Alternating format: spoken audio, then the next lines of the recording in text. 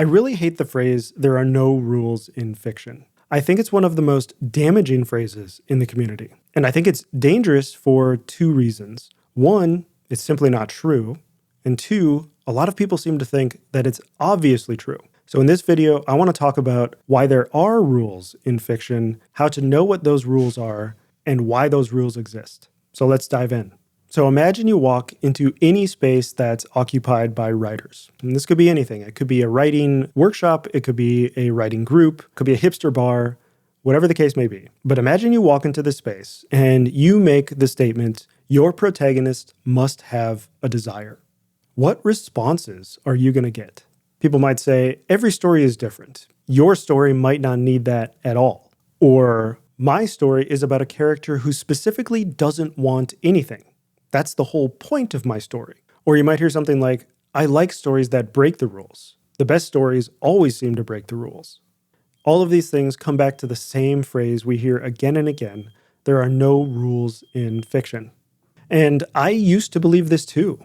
I used to believe that art in general has no rules. Principles maybe, right? Fundamentals maybe, but no definitive hard rules. But here's the thing. When I believed that fiction has no rules, every story I wrote either imploded or petered out. I would get to page 50 and suddenly all the energy that I had at the beginning of the story when I started writing was gone. Or I wouldn't know where the story was going to go, and I wouldn't have any way to learn how the story was going to go. But then one day I was starting a new story and I was thinking about how every story I had written up to that point didn't work out. And so I asked myself this question, what if fiction does have rules? What if I pretended at least, just pretended that it does have rules? What if, for the sake of this particular story, I pretended that this protagonist must have a desire? They must start out in the normal world or their normal world, and something must happen to draw them out of it.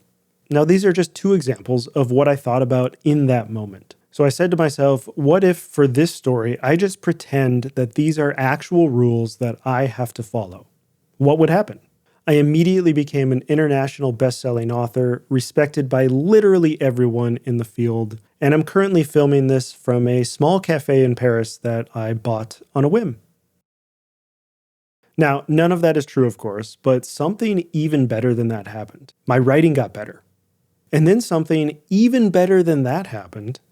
My writing got more fun. I noticed that the limitations I was putting on the story actually made it easier for me to be more creative. Now, this in and of itself is not necessarily a new concept. You will often hear people talk about how limitations can actually improve creativity.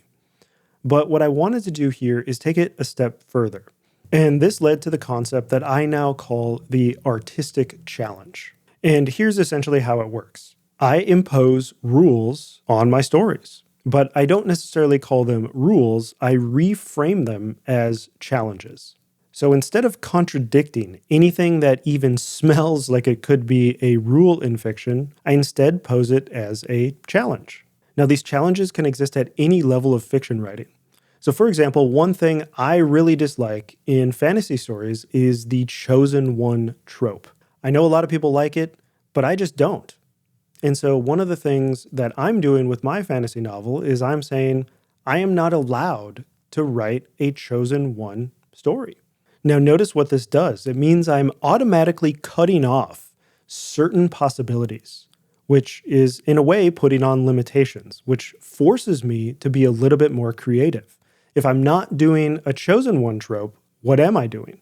And it forces my brain, it forces me as a writer, when I'm really sitting down to think about my story, to think about what direction do I actually want to take it. And a lot of the time, knowing what you refuse to do, making a decision not to do things, imposing that rule or imposing that challenge can really help you direct the larger kind of macro level story that you're trying to create. But a lot of the challenges that I impose on my stories are actually much more micro level focused. So I'm starting a fantasy novel right now, and I want to show you some of the challenges that I'm imposing on myself and on the story as I go about starting this piece. Now, these are somewhat arbitrary, but the important part is that I find them fun. I'm excited to take on these challenges.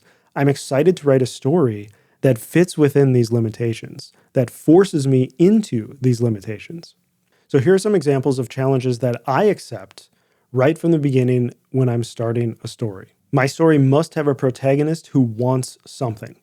Another challenge is that my story must show my protagonist in their normal world, and then something must happen to break them out of that normal world. Do I believe that every single story written needs to have this? I don't know. But this story, it's a challenge. It's a rule.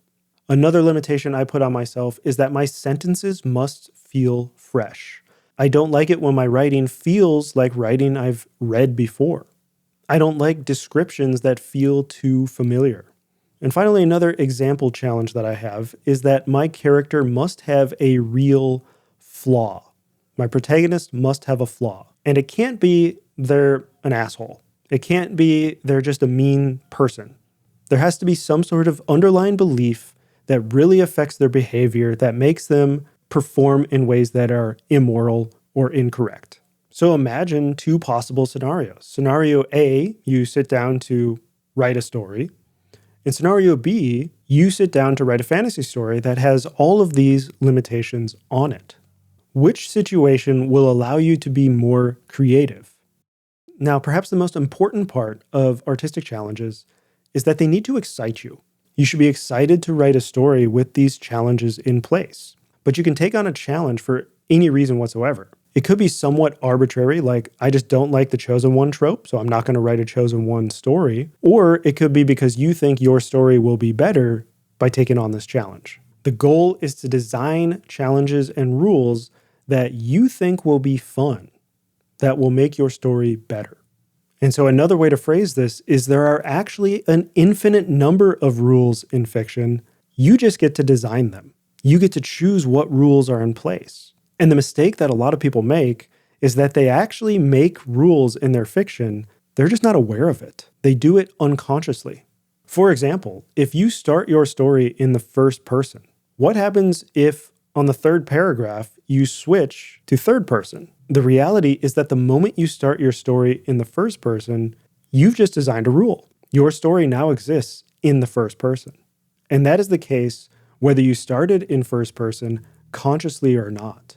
If you named your character Hoffelstetter in paragraph 1, well, guess what? Good luck calling them Richard in paragraph 2 and not confusing your reader.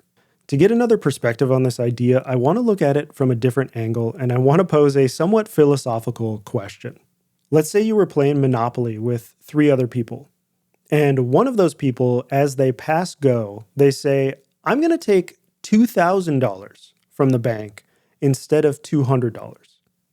And then they actually do it. They take $2,000 from the bank. My question for you is, are you still playing Monopoly?